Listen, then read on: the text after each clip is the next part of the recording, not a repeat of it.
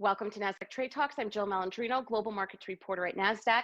Joining me is Stu Landesberg, CEO of Grove Collaborative, to discuss why sustainability is core to the company, the National Alliance Partnership, and Clean Supply donation campaign. Stu, it's great to have you with us. Welcome to Trade Talks. A pleasure, Jill. Thank you for having me. Tell us about Grove Collaborative and why sustainability is core to everything at the company. So Grove Consumer is a direct-to-consumer brand of natural home and personal care products. The company's mission is to help every family create a home that reflects the best of themselves. And so we spend a lot of time thinking about the products you use around your home, which have never been more important, both for cleaning and sanitizing and all of that stuff, but also making sure that the products we use don't have harmful chemicals around us. And in particular, when we look at vulnerable communities, children and lower income or folks who are strapped for cash generally don't necessarily have access to the high quality natural products that can do such a great job. And so Grove is a company that believes deeply in the power of a safe and healthy home. And so when we looked around the country, wherever you stand on school openings, it's clear that educators have a real challenge in front of them to open safely. And there's a real need for cleaning products. And so we partnered with the National Alliance of Charter Schools and donated over $100,000 worth of products to 100 plus schools across the country to help them with safe reopening. Yeah, that's quite remarkable, Stu. And my question to you is, how did COVID-19 impact Grove as a company, and how were you able to pivot to the new environment, our new normal? It's been a really interesting couple of months. I think there's a stigma that natural products don't work, which has been a false stigma around for a long time.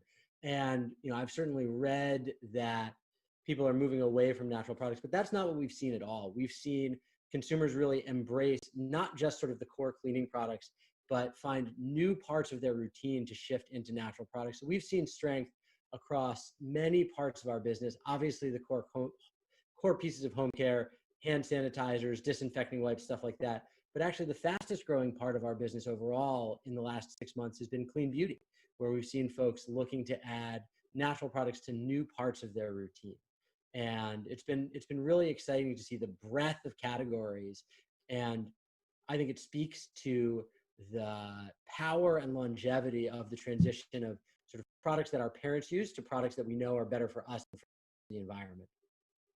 Well, so if we look at the silver lining to what we've learned with work from home and COVID-19 and the shutdowns that we've had to adjust to our new normal, the silver lining is perhaps we're going to be more aware of personal hygiene. And with all the new protocols that are in place, whether it's for public transportation or in hotels or airplanes, it should have been this way anyway. There's no downside to any of this. So, as we get to the other side of COVID-19 and make some sort of a return to normal, do you think that this push towards being aware of hygiene and cleaning products and sanitization is going to be something that's here to stay?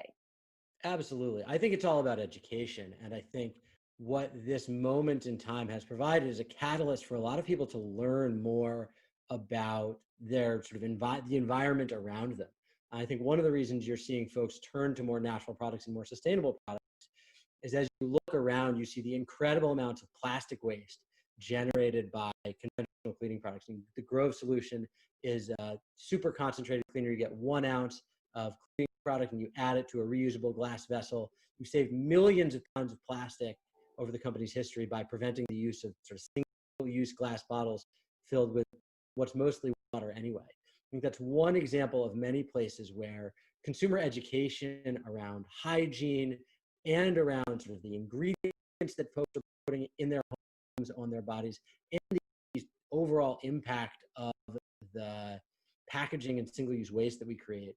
And all three, an increased awareness in all three of those things will lead to long-term trends for, yes, more sanitization, more focus on cleaning and sort of home and personal care, but also a real transition from products that people buy out of habit to products that people buy once they've done the research about what's best for their homes and their families. A more purpose-driven consumer. Exactly. Thanks so much. Exactly. So, Stu, thanks so much for joining us on Trade Talks. Thanks, Jill. My pleasure.